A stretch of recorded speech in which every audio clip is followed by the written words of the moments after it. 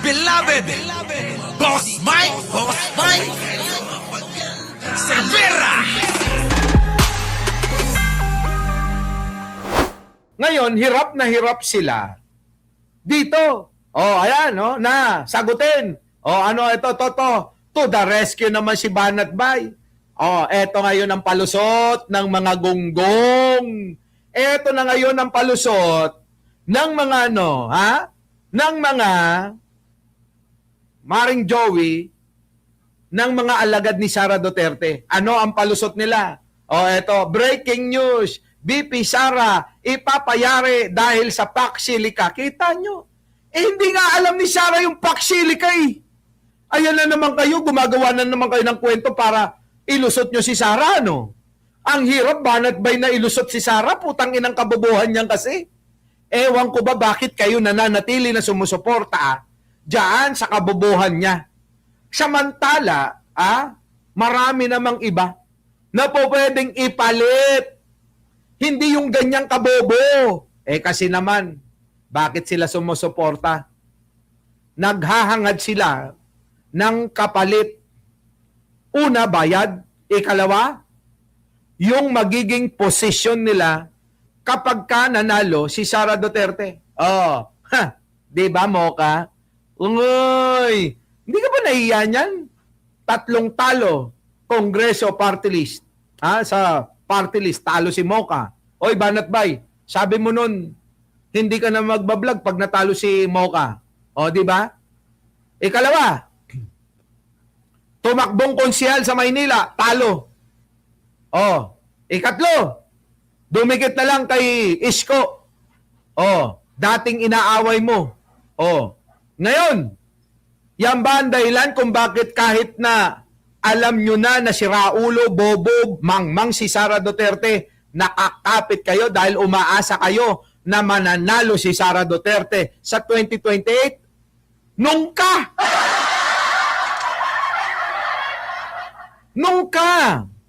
Dahil marami ang butante ngayon ng mga kabataan na malalawak ang isipan na hindi nyo mabobola. Maraming kabataan ngayon na madudunong. Hindi katulad ng mga binobola ninyo na mga OFW na kulang sa impormasyon. Marami ho na mga kababayan natin na mga OFW ang kulang sa kaalaman kung ano talaga ang totoong nangyayari dito sa Pilipinas. Marami ang kulang ang kaalaman. Marami na mga OFW kasi wala sila sa Pilipinas. Pero kung meron nga na merong gusto kay Sara, hindi man naman natin inaalis yun, marami ng ilang beses na doble ang naniniwala kay Pangulo sa kanyang kakayanan at sa ibang mga tao katulad nila Leni Robredo, Rapi Tulfo, Gibo Chodoro, na siyang po pwedeng humalili kay Pangulong Bongbong. Nakakuha nyo, mga kababayan ko? Ganon. Pero eto, tignan nyo, breaking news, BP Sara, ipapayari. Hindi nga niya alam ang ibig sabihin ng Paxilica, Banat Bay. Paano mo naman nasabi yan? Diyos ko, tapos meron pa, nabenta na nga ba ang Pilipinas daw? Tanga! Yung mga semiconductor, di ba, na mga magiging proyekto dyan, ay malaki ang maitutulong sa ating ekonomiya. Yung mga AI, yung mga paghahanap ng marami, ang panahon ngayon mga kababayan, kailangan advance ka na. Kaya nga magkakaroon tayo ng port para sa space rocket. Diyan po sa Cagayan Kasi yun na po yung gusto ng Pangulo maging advance na tayo. Makisabay na tayo sa mga mauunlad na bansa para hindi naman tayo nagmumukhang kawawa. Kaya yung mga DDS, inosente, ignorante. Hindi nila alam yan, yung Paxilica. Hindi nila alam yung spaceport. Oo, hindi nila alam. Kasi nga mga ignorante. Baka nga yung mga DDS naghuhubad pa ng sapatos pag sasakay sa tren eh. Ha? Baka nga hindi pa ho karamihan dyan marunong mag-escalator. Di ba? Oh. Ganun ho sila, ka-ignorante. Turuan nyo naman maging sibilisado. Kasi para bang panahon pa ng mga kupong-kupong yung mga kaalaman nila eh. Kita nyo mga kababayan ko? Sabi ni Pachucha, yung vlogger nga nila, hindi nga marunong magbasa eh. Di ba no? Hindi nga marunong magbasa eh. Grabe no? Naalala nyo nung araw yung mga ignorante, di ba? Iniiwan yung tsinelas sa pagsakay ng tren. Di ba? Ganon. Ewan ko, sa mga ito, wala talagang katigil-tigil, walang kadala-dala ito. Yun na lang talaga yung mga nauuto nila eh. Yung mga ignorante. Di ba? Sabi ni... ito naman si Mad Music Cento, vlogger nga nila, hindi alam ang ibig sabihin ng huge. Ewan ko sa kanila. Mga bobo nga eh. Walang-wala na nga ni. Hindi na sila makakuha ng mga katulad nating mga vlogger. Yung may kredibilidad, di ba? Evangeline Camelosa. Yung katulad natin, Valdez Violeta. Di ba? Paring Joby, Hindi sila makakuha, Ate Mars, ng mga vlogger na katulad natin. Kaya pati ngongo, pinagtyagaan na. Kaya pati bobo, hindi marunong manulat, magbasa, pinagtyagaan na. Tangina, mga kababayan, pwede sa kanila kahit bobo ka. Gustong-gusto nila yun eh. Yung bobo ka, tapos nagbablog ka, naku, aliw na aliw sila. Siyempre naman eh, bobo na nga yung sinusuportahan eh. Di ba? Tapos gusto nyo matalino yung sosuporta sa bobo? Siyempre, pag bobo yung sosuportahan, kailangan bobo ka rin.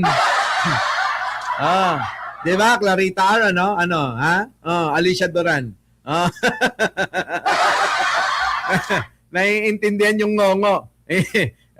Kaya pala si Chabit sasabihin, nga?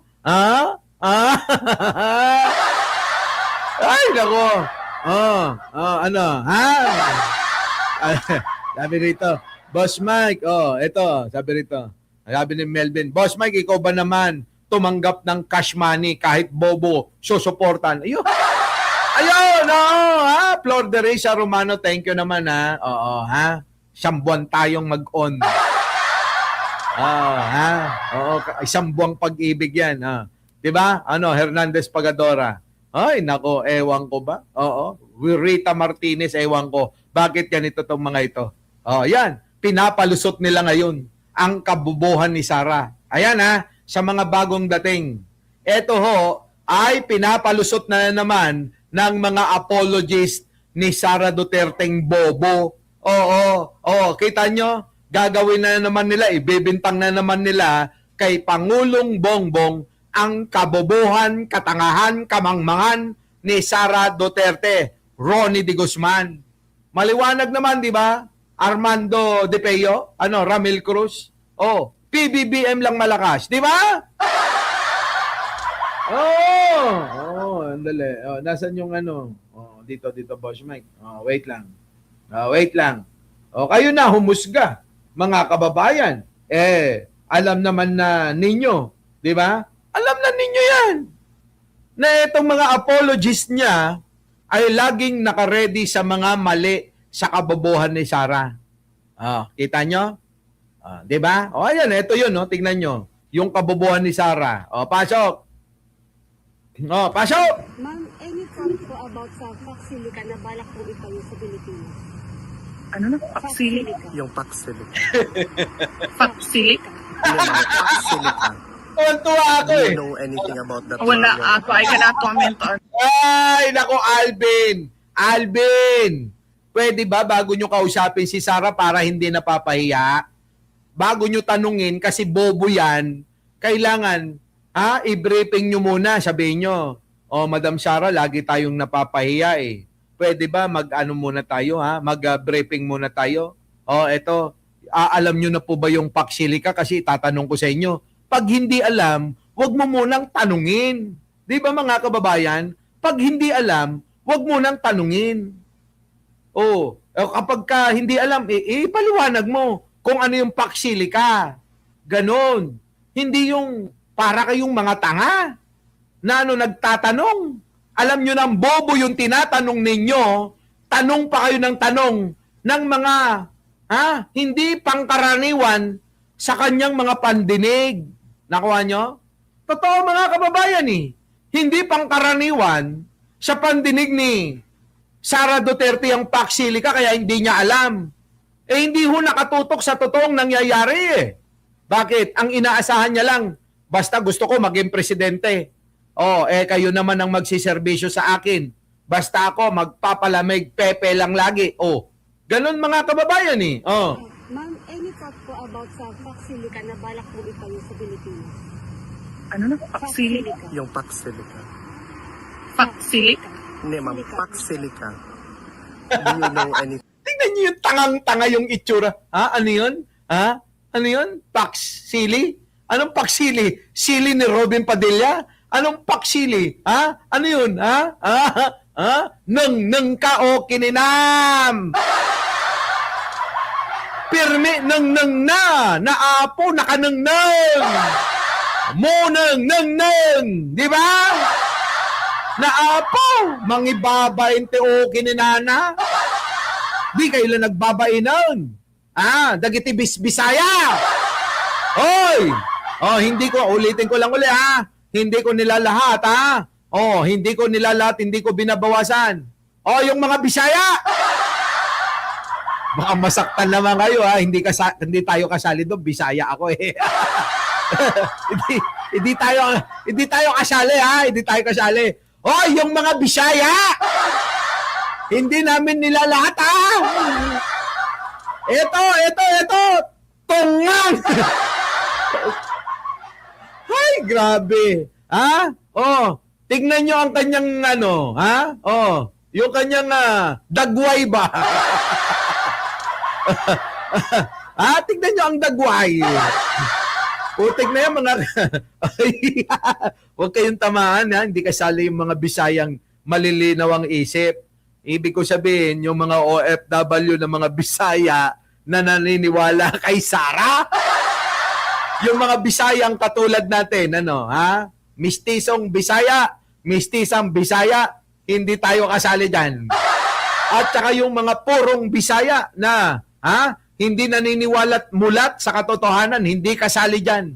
Ito lang yung tinutukoy ko, yung mga, Bisaya! Paksili daw tingnan nyo ang tanong, Ma'am, any thought po about sa Paksilika na balak po itayo sa Pilipinas? Sabi ang liwanag naman ng tanong ng babae. Ma'am, any thought sa balak ng gobyerno ng Pilipinas na pagtatayo ng Paksilika dyan sa Pilipinas? Any thought po? Dogmer galog. Si Femi Busto Dogmel. Ang liwanag any thought po sa Paksilika na itatayo daw sa Pilipinas? Sagot! Ano na? Paksilik? Yung Paksilika.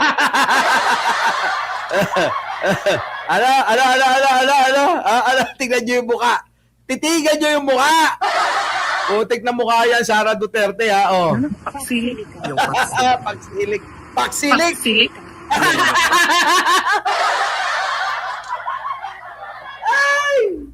Sara Duterte! Ang presidente ng mga bobo!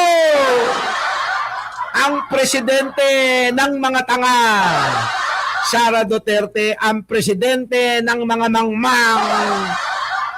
Utanginan yan. Mga kababayan ko, ewan ko na lang. Maharlika, pagtanggol mo to. Si Banat Bay, nililiko yung kwento. Oh, dahil daw dito sa kamangmangan niya, ipapatigi si Sara. Tanga! Kailanman walang magtatangka sa buhay niya kasi enjoy na enjoy kaming mga Pilipino na talagang alam namin na nakakatuwa yung kamangmangan neto. Di ba? Kumakit pulido. Di ba? No? Bakit naman natin kung ako naman, bakit naman natin ipapapatayan Judy Basco? Di ba, madam? Oh. Natutuwa nga tayo di ba, Ai Chang? Di ba? Tuwan-tuwa nga tayo sa kamangmangan niya. Tapos ipapapatay daw. Ipapadali daw, ipapayari daw, sabi ni Banat Bay. Bubo talaga no? Oh. Yan, mga kababayan, paksilik, oh. Sa Pilipinas. Paksilik. Yung Paksilica. Yung tuntua talaga ako sa itsura ni ni Sara Duterte Paksilik. Yung Paksilica. Do you know anything about that? Wala ako. I cannot. Uto. Kita nyo mga kababayan ko, talagang walang alam. Oo. O ano nga ba? Sige na. Dito na tayo Ano nga ba ang paksilik, mga kababayan? Ano nga ba, Boss Mike? Ito meron tayong nakalap. Ano nga ba ang paksilik? Pasok natin. Pasok! Silica. What is Pax Silica? Let's talk about Pax Silica. Tapos yung iba dyan sinusuportahan yung Pax Silica. Lang mas magrereklamo kayo sa tubig pagdating ng Pax Silica sa Pilipinas. Mauubos na daw ang tubig sa Pilipinas dahil sa Pax Silica. Ito ngayon yung ginagamit ng mga DDS Dahil daw, mauubos daw ang tubig. Ang complaint lang nila, tubig at saka kuryente. Mga kababayan, tubig, kuryente, kung para sa isang komunidad to mga kababayan, isang malaking parang dyan sa BGC, ganun, Isang malaking parang may sarili silang city. Oo. Ang kino-complain ngayon nila, baka makaagaw pa ng tubig. Hindi ho yung tubig lang ng dyan sa Karayan.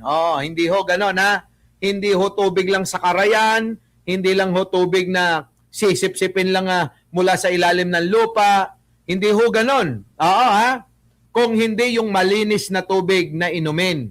Okay? Maliwanag yun, mga kababayan ko. Ang tanong ko nga sa inyo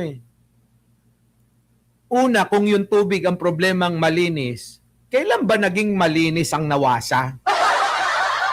Naging malinis lang ang Nawasa nung panahon ni Apo Lakay. Ang Nawasa, ang MWSS na ngayon ay may nilad na, nung araw diretso nating iniinom. Walang mineral water tayong mabiling galong-galon. Tama? Ang ating pangsaing diretso na sa gripo natin. Diretso. Walang filter. Walang ganon. Kapag kagising mo ng umaga, pagbuksan mo, diretso sa baso, diretso lagok. Naabutan natin yan. Tayong mga, Marshall Lo baby. Tama? Naabutan natin yan Ngayon, mga kababayan ko, kung ang complaint ng mga tutol dito sa Pax Silica, mga kababayan, kung yun tubig na inumin, teka muna, maraming nagpipilter di ba? At tingin ko, kung malinis na tubig, sisip-sip na lang yung mga yan, gagawa ng sip-sipan, galing sa Karayan, tapos ipipilter nila para maging malinis yung gagamitin nila rito sa mga makina dito sa itatayong Pax Silica. Nakuha nyo mga kababayan? Ngayon, unahan ko lang para hindi kayo maligaw. Ngayon, kung ang problema naman ay kuryente, hindi ba pwedeng magtayo ng sariling solar yan?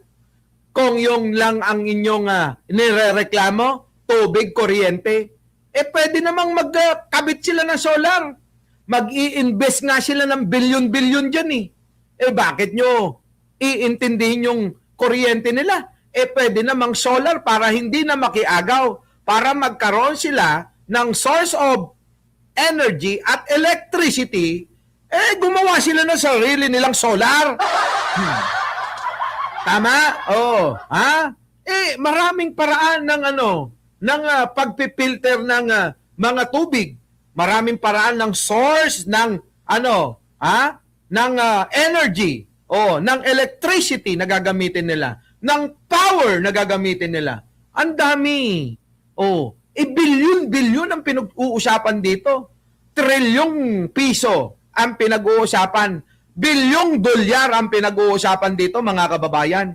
Tapos yung mga ganun lang na mga maliliit na bagay, pinagpo-problema ng mga DDS na tanga. Ito na, pakinggan natin mga kababayan ko Pakinggan natin. Ito na, pasok para mas maliwanagan kayo. Sa mga late na, baka mamaya sa gitna nyo maabutan nito, maigi na dapat puntahan nyo yung simula para matumbok nyo kung ano yung pinupunto natin. Pasok. Dahil daw sa laki nito, magkakasya daw ang 444 Philippine Arena sa lupang tatayuan nito. Ano nga ba ang PAX Silica? At bakit kailangan kang maging aware dito bago maging huli ang lahat? Grabe, lawak, Ang lawak nito, mga kababayan ko. Ano yon? Tuloy. Ano ba itong PAX Silica? Ang PAX Silica ay isang dambuhalang project ng 14 countries sa pangunguna ng Amerika. Ayan Bakit na. daw itatayo ito? Para gumawa ng maraming computer chips. Ano ang mangyayari, mga kababayan? Makakalikha ng maraming trabaho. Makakatulong sa ating ekonomiya. Katulad ng Taiwan, na yan ang pangunahin nilang source ng kanilang ekonomiya, ng pinagkakakitaan. Mga kababayan ko, masama ba yon? Hindi. AI, data centers, at iba pang makatang dambuhalang project ng 14 countries sa pangunguna ng Amerika. Bakit daw itatayo ito? Para gumawa ng maraming computer chips, AI, data centers, at iba pang makabagong technology. Sumali ang Pilipinas noong April 16, 2026. Kamakailan sumali ang Pilipinas noong Abril 16, taong kasalukuyan. Tama ba yun? Alam nyo naman yung mga detractors ni Pangulong Bongbong, lahat ng magaganda, pipintasan nila. Walang mabuti na gagawin para sa kanila ang ating gobyernong Pangulong Bongbong. Wala. Lahat sa kanila masama. Bakit? Kasi kapag ito mga natuloy at lumikha ng maraming mabuti, trabaho, dagdag sa ekonomiya natin, at pagpapasigla ng pamumuhunan sa paligid, mga mamumuhunan sa ibang bansa, dadagsa. Nako, ayaw nila yan. Kasi hindi na sila mananalo kailanman. Lahat ng kumampi sa mga Duterte magiging talunan. Kaya ngayon, nagsisikap sila. Nagbabayad sila ng mga kung sino-sinong mga vlogger para siraan at huwag tangkilikin itong proyekto na ito, mga kababayan. Pero sa mga maliliwanag ang kaisipan, yung mga binabato nila na tubig, kuryente, saan manggagaling, kundi ba naman kayo bobot tanga, napakadali lang solusyonan yan. Diba? Tuloy natin. At ang unang malaking project ay planong itayo sa New Clark City, Tarlac. Hindi lang ito isang malaking computer building isang syudad ito. Ang lupang inilaan para sa PAX Silica ay 1,619 hectares. Kita nyo mga kababayan, 1.6. 1,619 hectares. Mga kababayan, grabe, ang laki. Kita nyo? Parang pwede na ho nating masabi na, wow, Philippines. Di ba? Grabe, Pilipinas. Meron ng ganito. Meron na tayong lugar na masasabi nating ang mapupunta mo puro mga kakaiba. Puro mga high-tech. Puro mga advanced. Mga building, kagamitan, etc., etc., etc. Ayaw nila. Bakit? Gusto nila tayong manatili sa pagiging kung ano lang tayo. Ayaw nilang ma-upgrade. Ayaw nila, mga kababayan. Ewan ko sa inyo. Mga kababayan, ako sang-ayon dito eh. Bakit? Kailangan na ho nating makipagsabayan.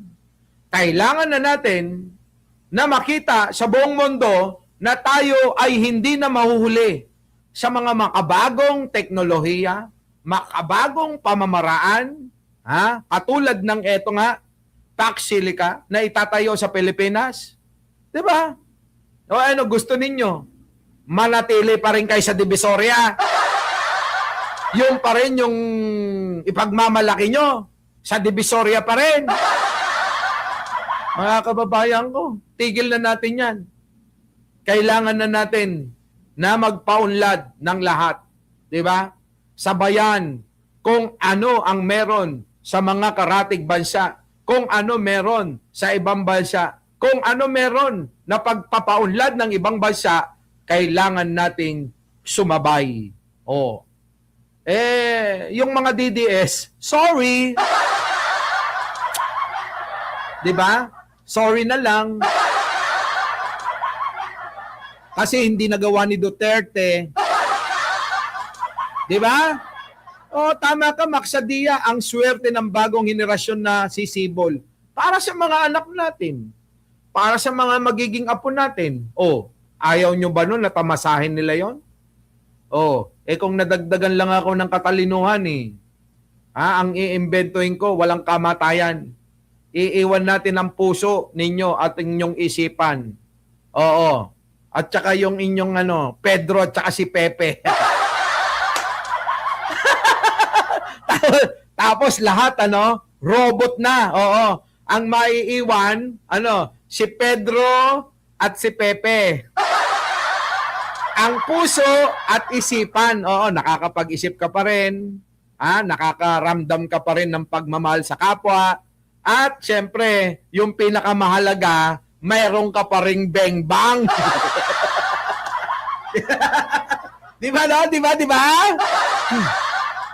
Yun ang mahalaga doon. Ramdam mo lahat yun. Tapos lahat na ng parte ng katawan mo, wala nang magkakakanser, wala nang magkakasakit. Bakit? Lahat robot na Ewan ko sa'yo. Di ba?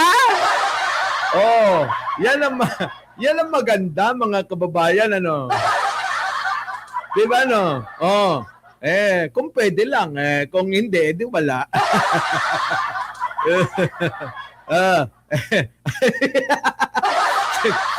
Siyempre kasama yun, ano ka ba? Pag sinabing Pedro, kasama yung dalawang bilog. Kita nyo, mga kababayan, ang inyong aalagaan lang, mga kababayan, yung inyong puso, ang inyong isip, di ba? Meron pa rin mga i-inject na lang yun, pa-inject na lang sa mga daluyan, Pip! Hindi na kayo kakain, wala nang ganon. Puro injection na lang, pip! Di ba, hindi kayang isipin ni Sara Duterte yung mga naiisip natin. Bobo yun Paano? Ang bembang. Syempre, nandoon pa rin naman si Pedro at si Pepe. Kaya pwede pa rin magbengbang. Kaya nga lang, ang problema natin, yung tunog. Kasi tunog bakal na. Pag nagsalpukan kayo, hindi na tunog ng plak-plak ano na tunog, Boss Mike? Kling, kling, kling, kling, kling, kling.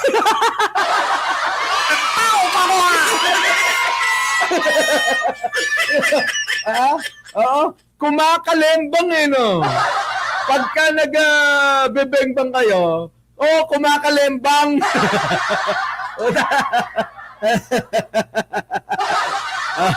Anyways, dito na tayo sa kabobohan ni Sara. Balik na tayo dito sa ano nga ba ang Pax Silica? Ito na ang Pax Silica. Oy, bakit? Science pa rin naman yun Olive Makapagala. Hindi ba science yung topic natin ngayon? Oh, science ito. Oh, tuloy. Oh. Okay, para ma-imagine mo kung gaano kalaki yan, think of a basketball court. Alam mo bang magkakasya na sa Pax Silica ang 38,500 na basketball courts? Grabe, no? Ang dami, no? 38,500 na basketball court ang kakaining pwesto ng Pax Silica. Ganyan siya kalaki. Kasya na din dito ang isa sa pinakamalaking mall sa Pilipinas, ang Mall of Asia. Pero imo-multiply mo sa 101. Ganyan kalawak ang lupa niya. Maliban sa kakainin nitong malawak na lupain, lalamon din ito ng napakaraming tubig. Tubig na iniinom mo at maaaring maging numero 1 kaagaw mo sa fresh water. Wait lang. Eh, hindi nga. Yung ang tubig ka lang, nagagawang fresh water, naiinom eh. Ano ba naman yan, di ba? Wait lang. Huwag na natin gawing issue. Ako mga kababayan, para sa akin, huwag na natin gawing issue yung tubig kasi maraming source niyan. Pwede kang magpa-sip-sip sa karayan, magpipilter ka para sa, dyan lang sa lugar na yan. Pwede ka naman bumaon sa lupa, di ba? Para mag-supply ng tubig. Di ba? Nung araw natatandaan ninyo sa probinsya natin, mga kababayan, Sa probinsya natin. Ano ang source ng inumin natin? 'Di ba yung poso? Magbabaon tayo ng poso sa probinsya, lahat halos ng kabahayan may poso. At meron pang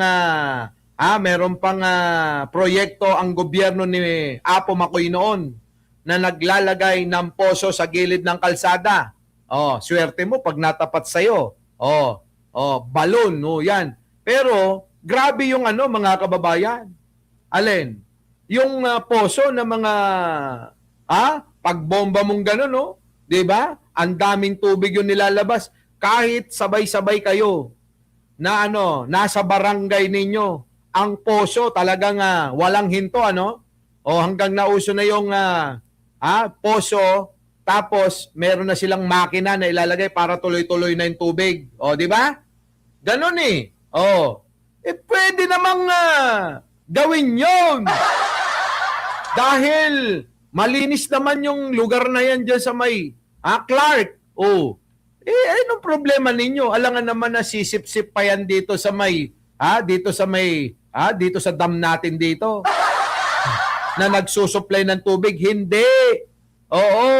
Di ba? Diyan sa Lamesa Dam. Di ba? Yung Lamesa Dam ang numero 1 na nagsusupply ng tubig natin sa mga gripo natin. Alam nyo ba yon? Hindi. Baka hindi rin alam ni Sara Duterte yon, baka hindi rin alam ng mga DDS yun na numero 1 na nagsusupply sa buong Kamaynilaan at Karatig probinsya ay etong Lamesa Dam. Na matatagpuan dyan sa malapit, dyan sa Fairview. Dyan sa Lagro, malapit dyan. Dyan malapit sa San Jose del Monte na. Di ba mga kababayan ko? Yan ang numero 1 nagsusupply. Kaya ewan ko bakit nagiging issue ito, sige, tuloy. Tubig. Muna, ano nangyari yun? Di ba puro computers naman yung nasa loob niyan?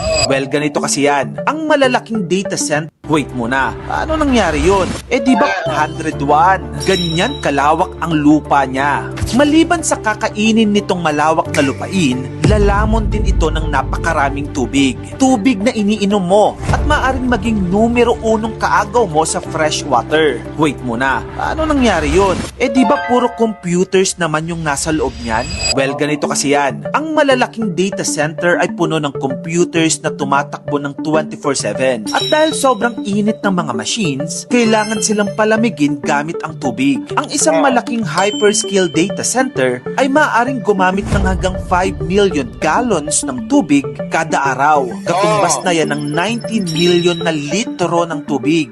Ayan na nga mga kababayan tinatakot nila yung mga tao sa pagiging pagkukulang daw ng tubig. Lang kayo. Ilang isla ba tayo? Napapalibutan tayo ng karagatan. Di ba? Sa Silangan, sa Kanluran, sa Abagatan, sa Amyanan. Ang daming tubig! Di ba? Ano, Misyang? Ang dami-daming tubig, Jing Martin. Ay, bakit ginagawa nila itong issue? Naku, ewan ko, tinatakot lang nila yung mga tao para saan, mga kababayan? Para ho, hindi matuloy at tutulan, siraan ang napakagandang proyekto ng gobyerno. Ganun lagi eh. Pag nakita nila ko, ano yun eh, babango ang pangalan ng, pangalan ng ni BBM dyan. Babango. Talagang sisikat si BBM dyan. Oo, hirap salungatin kasi alam nyo yun? Di ba? Di ba? Hanggang $20 lang ang bet ko dyan. Di ba no? Syempre, sisiraan nila. Baka nakakalimutan nyo ang kwento ng hindi napakinabangan na nuclear power plant dyan sa may Bataan. Sino nakakalam? Di ba? Ipinatayo ni Apo Lakay. Anong ginawa nila? Siniraan ng siniraan hanggang hindi na natin ginamit. Sayang ang pera na ginastos dyan. Ano ang sabi ni Apo Lakay? Pakiusap niya, buksan ang nuclear power plant dahil ito ay malaking tulong sa pagiging kakulangan ng supply ng enerhiya sa buong Pilipinas. O kita nyo anong ginawa? Hindi binuksan. Ano nangyari? Nagmahal ang kuryente ng Pilipinas. Bakit? Hindi nila sinunod yung proyekto na ginawa ni Apo Lakay. Kaya marami pa rin naninira dyan hindi kasi safe. Kasi maraming nagsasabi na talagang hindi safe yan. Oo, ganon. Alam nyo mga kababayan ko, kung hindi natin susubukan yung mga makabago katulad na naman neto, ang mangyayari, matutulad yan, saan? Diyan sa nuclear power plant sa Bataan na matitiwangwang na naman. Dahil sa kakatutol ng mga inampil. Di ba? Tama? Sabi ni delikado ang nuclear plant.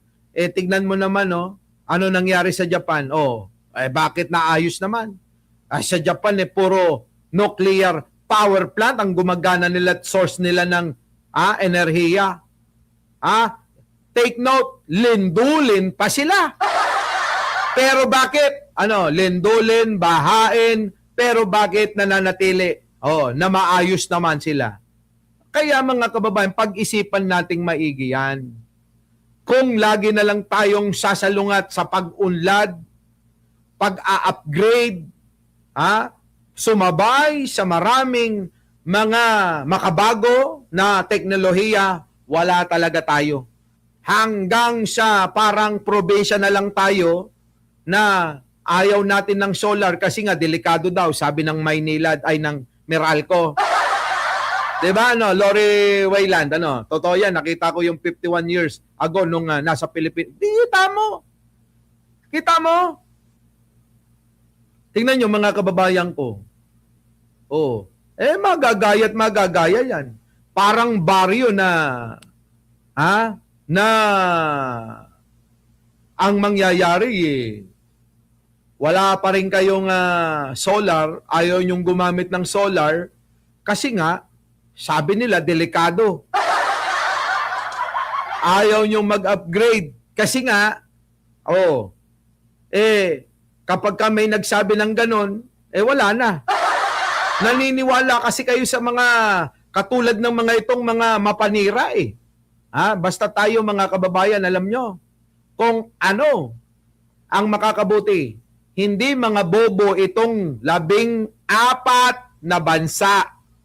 Take note mga kababayan. Ulitin ko lang.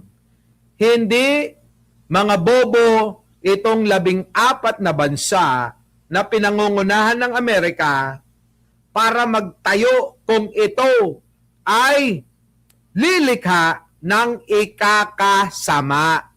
Ibig sabihin, pinag-aralan nilang maigi ito na ito ay lilikha ng paglago ng ekonomiya, pag-inganyo ng mga mamumuhunan, at paglago ng lugar diyan po sa Clark City, Tarlac.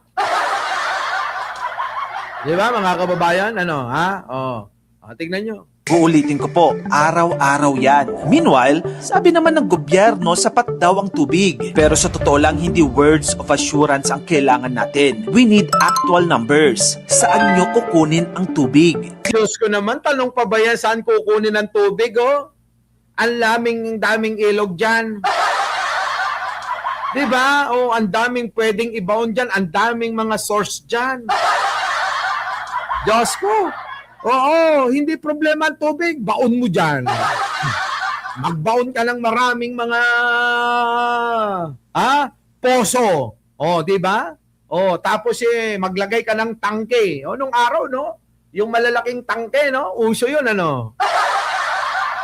Problema ba yun? Tuloy-tuloy na humihigop ng tubig sa ilalim ng lupa. Hindi mo naman mauubos yung tubig sa ilalim ng lupa. Kasi pagka naubos yung ilalim, ay pag nabawasan, sisip-sip na naman niya sa karagatan eh. Oh, mapapalitan at mapapalitan eh. Diba, no? Oh, ayan na nga. Oh, 7,700, marami tayong source. Diba, mga kababayan, ano? Di problema yun. Ano ba yan? Oh, kaya nga kabubuhan eh. Ilang milyon kada araw? Ilang porsyento ang i-recycle? At anong mangyayari kapag nagtagtuyot? Kapag inano mo talaga, parang, huy, nakakatakot. Baka nga wala na kaming mainom. Baka tumaas ang presyo ng mga tubig na naman. Tanga ba ang gobyerno na papasok para mahirapan ang mga Pilipino? Ang iniisip ng Pangulo ay ikakabuti nating lahat. Ang makikinabang ay ikakabuti nating lahat. Ang problema, negatibo lagi ang iniisip eh. Hindi muna, mga kababayan, isipin na nasubukan. Laging, negative kagad. Para bang yung meron tayong kasama, PBBM lang malakas. May kasama tayo sa bahay. Ayaw ko. Sabi, sige, pumunta ka muna doon sa kapitbahay. Mangutang ka muna ng bigas. Ang isasagot sa'yo kagad, ayaw ko, baka magalit. Puta, hindi pa ka nasusubukan, magagalit na agad eh.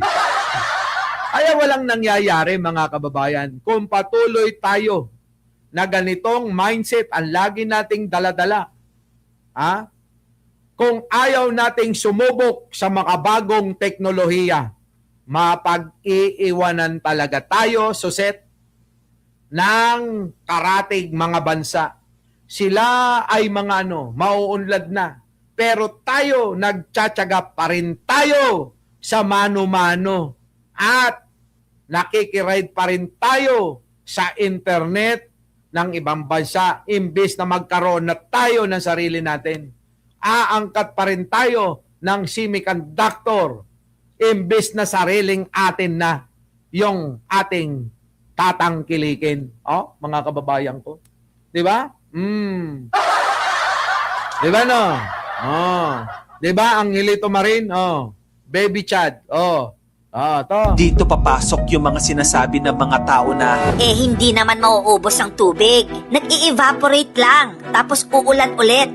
okay, para clear lang totoo na umiikot ang tubig sa water cycle. Pero hindi ibig sabihin na unlimited ang fresh water. Kapag nag-evaporate ang tubig sa data center, hindi siguradong babalik agad iyon sa Clark. Pwede itong umulan sa dagat, sa ibang bansa, o sa lugar na hindi naman natin mapagkukunan ng inuming tubig. Ano bang klaseng katwiran yan, Diyos ko? Meron naman tayong klima na tag-ulan, tag-tuyot, di ba? Mga kababayan merong panahon talaga na yun Hindi ba magagawa ng paraan yan? Ano ba yan? Bobo ba yung mga tao? Matatalino yan. Alam na nila yung gagawin nila dyan.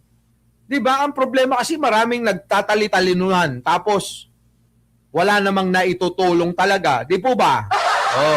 Parang si Sarah lang mag-isip eh. Kaya ang tunay na tanong ay hindi, mawawala bang tubig sa mundo? Dapat ang itanong mo, may sapat pa bang malinis na tubig dito kapag kailangan na ito ng mga tao? Alam nyo, malinis na tubig, karamihan ngayon, mga kababayan, nang nasa probinsya, yung mga bottled water, yung mga niyan, nagbabaon na ho sila ng tubig sa lupa eh. Tama, mga kababayan ko? Nagbabaon na sila. Humihigop na sila. Pinipilter nila. At ayun, fresh. Diba? Ayan yung mga binibili natin. At saka yung mga maliliit naman na nagsusupply sa kabahayan, yan naman galing na sa Nawasa. Yung iba, yung iba naman nagbabaon din ng poso at pinipilter nila. Diba? Yun sa atin dito. Kung yun lang pala problema, ang layo-layo ng Pampanga, ano ba pagkakaiba nun? Kung ang gagawin nila, yung sistema rin naman natin na nasa ibang lugar. Kung yung lugar nila mismo magkaroon sila ng pansariling pangkanila lang. Diba? Tubig, kanila, sarili nila. Magbaon sila ng malalaking tubo dyan. Maapektuhan ba tayo nun? Hindi. Marami hong mga paraan. Bakit kailangan pang kontrahin ito Dahil ang fresh water na madaling makuha ay limitado. At habang tumataas ang demand, tumataas din ang panganib ng water shortage. Maliban sa tubig, magiging nakakatakot to, ha? Kapag pakikinggan natin, nakakatakot talaga. agaw na din natin ang pack silica pagdating sa kuryente. Hindi lang kasi tubig ang kailangan ng data centers. Napakalakas din nilang kumonsumo ng kuryente. In fact, sa bansang Ireland, umabot sa 22% ng buong metered electricity consumption ng bansa nila ang ginamit ng data centers noong 2024. Ang tanong nga natin, ano ba ang Ireland ngayon? Diba? Mayamang bansa naman. Diba? Pupuntahan ko nga yan sa Mayo Gusto ko makita yung Ireland na yun Sa Mayo. Baka naman meron taga sa inyo dyan. Ireland, O magkita-kita tayo. Ha? Maunlad na bansa ang Ireland. Bakit nila ginawa yun? Para paunlarin lalo yung kanilang ekonomiya. Diba, mga kababayan? Diba? Yan ang sinasabi natin. Sige, palitan mo, Mike. Yung mga yan, bobo. Siyang kilito. Mga kababayan, ewan ko ba? Sige, ito na. Mas malaki pa yon kesa sa konsumo ng lahat ng urban household nila na nasa 18% lang. Ngayon, isipin mo mangyayari ito sa Pilipinas. Hindi, isipin muna natin kung ano nangyari sa Ireland sa kanilang pagpapatayo ng katulad ng pack silica. Ano ang epekto ngayon? Siyempre mga kababayan, parang kalsada ito, na bako-bako. Ihalin tulad natin sa kalsadang bako-bako. Hindi po ba tayo sa pagsasaayos ng kalsada, dumadaan tayo sa mga traffic, pagtsatsaga, pagtitiis. Nagkakaroon ng traffic, nagkakaroon ng abala, marami. So, ibig sabihin, mga kababayan, itong pack silica na ito, dadaan din tayo, hindi maiiwasan. Pero ang magiging pangmatagalang resulta, ang siya nating tignan. Ano ang pangmatagalan na resulta nito sa ating mga Pilipino, sa ating ekonomiya, sa ating bansa, Hindi yung lagi na lang na, baka kasi, maano kami, mawawalan kami. Walastik na yan. Pagka ganun talaga ang isipin mo, wala na. Finish na ho. Wala na tayong masisimulang mga proyekto. Katulad niyan, yung port space, rocket, na itatayo dyan sa Cagayan. Diba? Kinukontra na naman nila. Lahat na lang ng mga ganyan, na mga proyekto ni Pangulo, kinukontra nila, sinisiraan nila. Bakit? Naiinggit sila kasi hindi nagawa nung tatay nilang karton. Diba? Tama? Oh. Meralco! Bakit kaya hindi tayo mag-rally para dito, ano?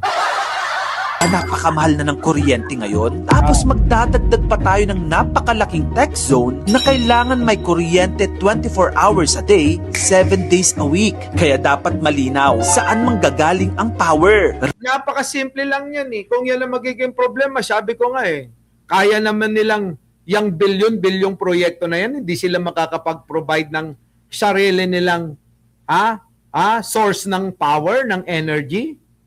Isipin nyo mga kababayan, bilyon-bilyon, trilyong piso ang kanilang ipupuhunan, ilalagak, samantalang yung power nila, supply nila, hindi nila magagawan ng paraan.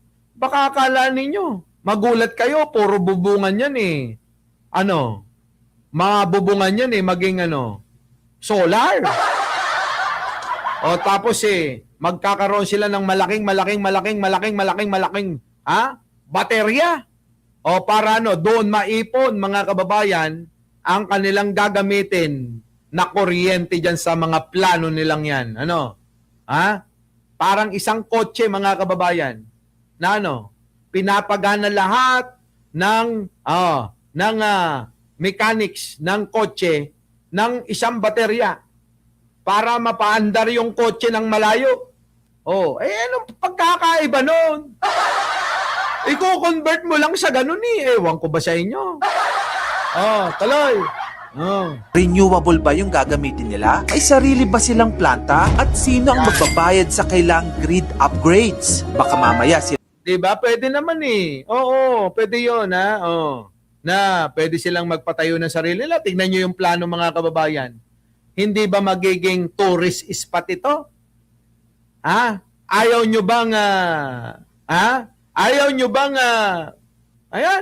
mapunta nito? Totoo yan, maraming mga taong bayan na magkakaroon ng trabaho. Totoo yan, mga kababayan. Ayaw nyo bang makita ito? Itong lugar na ito na meron na tayong mga ganitong mga lugar na magaganda. Ayaw nyo bang pagandahin ang Pilipinas? Mga kababayan, sa Pogo, aprobado? Gagalit tuloy si Rain Forever eh. Di ba? Pagka Pogo, approve sa kanila, walang reklamo. Kahit na niyuyut-yut yung mga kababayan nating mga Pilipina ng mga banyagang mga sakang, mga singkit. Diba pala yung sakang? Diba? Baby, nagluto ako, masarap na ulam. Kita nyo Kita nyo mga kababayan kung gaano kamahal ni Jen Angeles natin, natatakam na ako kung anong ulam yan, diba? Yan yun mga kababayan, ang sinasabi natin. Sige, tuloy! lang gagamit. Pero tayong mga consumers na naman ang sasalo ng gastos. Ang isa pang importanteng tanong, bakit kailangang maging concern ka sa Pax Silica? Well, may direktang epekto. Ganda mga kababayan, ayaw nyo magkaroon talaga? Seryoso kayo? Ayaw nyo magkaroon ng ganitong mga pasilidad, mga lugar sa Pilipinas, mga kababayan ko? Ayaw nyo? Alaga ba? Akala ko gusto nyo ng pagbabago. Pagka may ginagawang pagbabago ang gobyerno, kontra kayo ng kontra. Bakit? Kasi nga, walang nagawa yung tatay nyong karton kung hindi magnakaw, mandugas, pumatay lang. Di ba? Di ba? Sabi ni Elena Mercado, Boss Mike, ligtas na edits mo. Paano naman? Paano naman sila ngayon? Pinusta ko yung edits ko. Wala na yung mga yan. Bobo lahat yan eh. Ito sa'yo. In fact, sa ibang bansa, hindi na sila nagpa-petiks-petiks pagdating sa mga data centers. Example yung sa Chile. Alam mo bang kinailangang baguhin ng Google ang data center nila doon dahil masyadong maraming tubig ang gagamitin? Nakakaranas sila ng tagtuyot doon. Sa Netherlands naman, nilimitahan nila ang malalaking data centers dahil kulang na ng lupa at kuryente. Wait lang. Yung data center, hindi lang naman data center yung itatayo dyan eh. Ano ba? Oo. Take note ang mga bansang nabanggit ko, hindi sila kontra sa technology. Nag-ingat lang sila bago pumayag. Ganon din dapat tayo, hindi basta oo ng oo. Now, to be fair, Oo naman. Pero teka muna. Kasi sabi ko nga, hindi naman mga bobo. Di ba? Ayop ka, Chris Ulo. Wag mo nga ako nga ginagaslight dito, ha. Oh, yan si Chris Ulo. Oo, ha. Oh, shout out nyo. Ginagaslight ako dito. Bati na kami. Oo.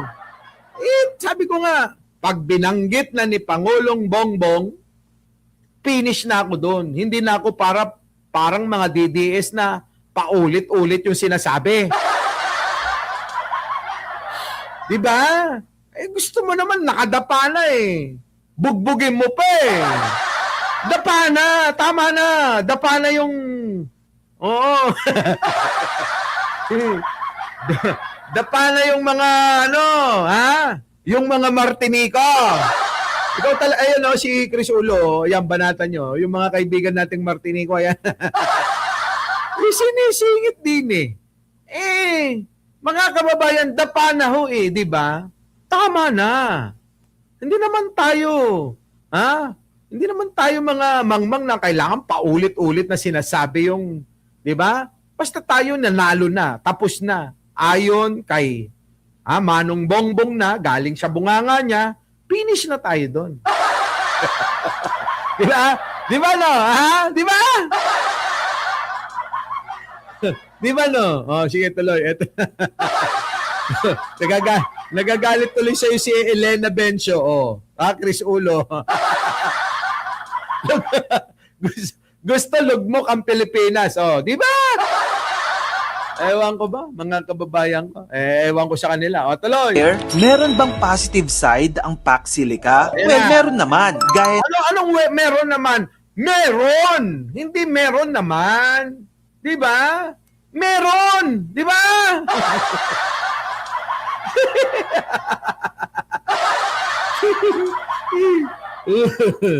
Oo nga, di ba? Si Chris Ulo, itulog mo yan. Tuloy, Boss Mike. Martinico kami ni Jam Magno.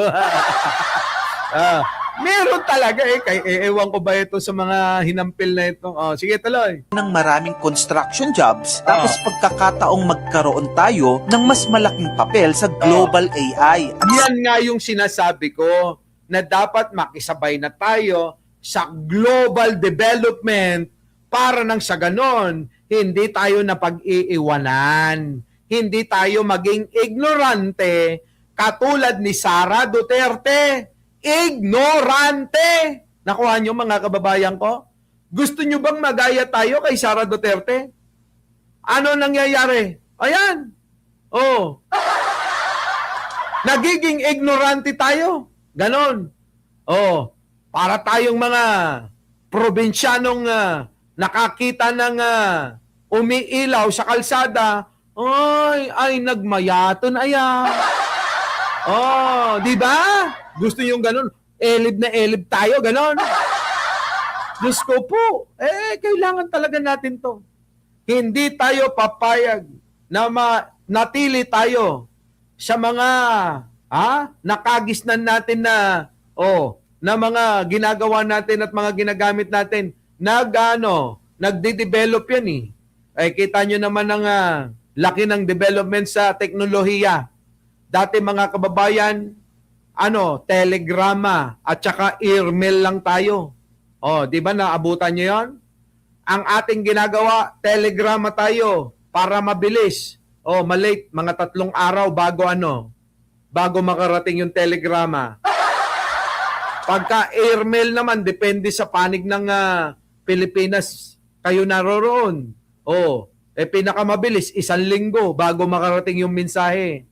Tapos babasahin pa yon. Babasahin pa yon. Dear, inang, sumulat ako dahil, ako ay, ganito, ganyan. Sana'y datnan ka ng sulat kong ito na nasa mabuting kalagayan. Nais ko pong ipahatid ang aking, di ba mga kababayan? ngayon, mga kababayan, naku, may emergency. To, kininana tawagak ni nanang ko, tawagak ko, kininana. Nanang, naapo, ano data, karo ba tayo? Tekunada ka ni, dandani ka na ustal. Bilis, di ba? Ganon. Ano gusto nyo? Manatili pa rin tayo sa telegrama? Manatili pa rin tayo sa Islam book? Manatili pa rin tayo sa email? Tignan mo yun, mga kababayan eh. Nakuha nyo yung ibig ko sabihin? Para lang maliwanag. Di ba? Kita nyo? Yan ang sinasabi ko sa inyo, mga kababayan. Dahan-dahan yung teknolohiya nagbabago. Pagkatapos dumating ang malalaking mga telepono, yung mga radyo-radyo, hanggang sa na-develop na, lumiit na, nagdagsaan na yung mga Nokia. Kita nyo? Yung text natin noong araw, libre yan eh.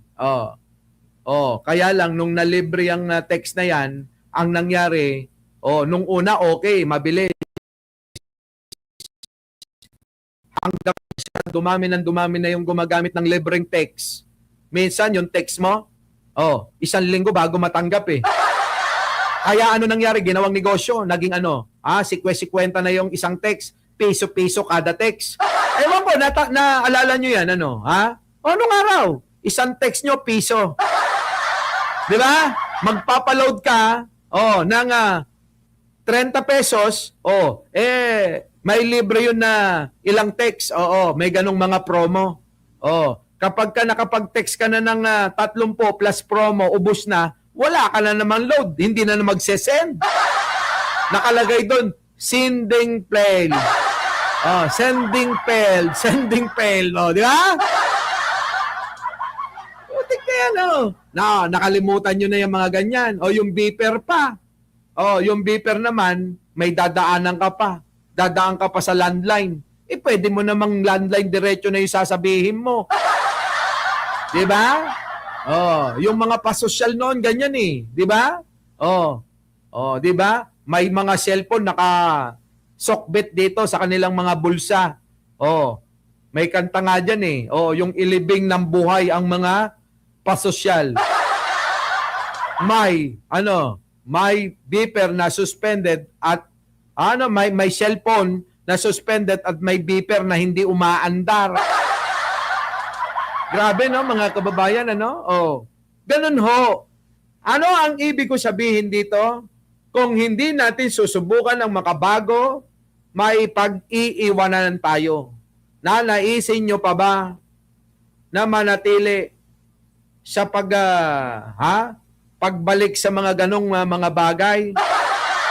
Tulad niyan, Facebook, Friendster noon, naging Facebook. Kita nyo? Diba? Iba tuloy-tuloy ang pagbabago, mabilis ang pagbabago ng teknolohiya.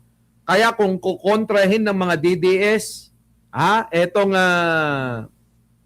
makabagong mga plano ng gobyerno, itong mga makabagong teknolohiya na nais ng gobyerno, makabagong mga science na pagsusuri na ginagawa ng gobyerno, mapag-iiwanan tayo mga kababayan ko. Semiconductor industry. Pero dapat itanong natin, ilan ang permanenteng trabaho na mapoprovide nito? Tapos, ilan ang mapupunta sa mga Pilipino? And of course, magkano ang sahod?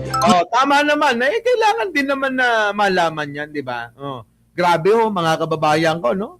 Ang ganda ng plano. Hindi sapat ang maraming trabaho kung kapalit nito ay tubig, lupa at kalikasan. Linawin ko lang hindi masama ang development at hindi masama ang pagnanais na gawing technology hub ang Pilipinas. Tama naman, hindi nga masama pero minsan masama rin kapag masyado na tayong lumalagpas doon sa mga pagdududa na hindi kakayanin, 'di ba, ng gobyerno natin. 'Di ba? Yan ang problema na mahihirapan ang taong bayan. Huwag niyong takutin ng taong bayan.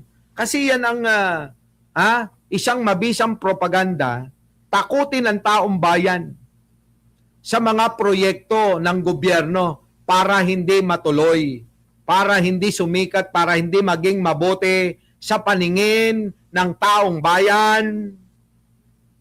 Ang mga proyekto na yan na kung sino man ang makakagawa, lalong-lalo na si Pangulo.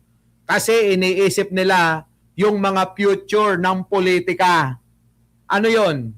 Kapag kayan ay nangyari, makikita ng mga tao, maganda, tatatak sa isipan ng mga tao, maganda, sigurado si Sandro magiging presidente. Tama? Tama ba? Tama? Sigurado yan, mga kababayan. Bakit?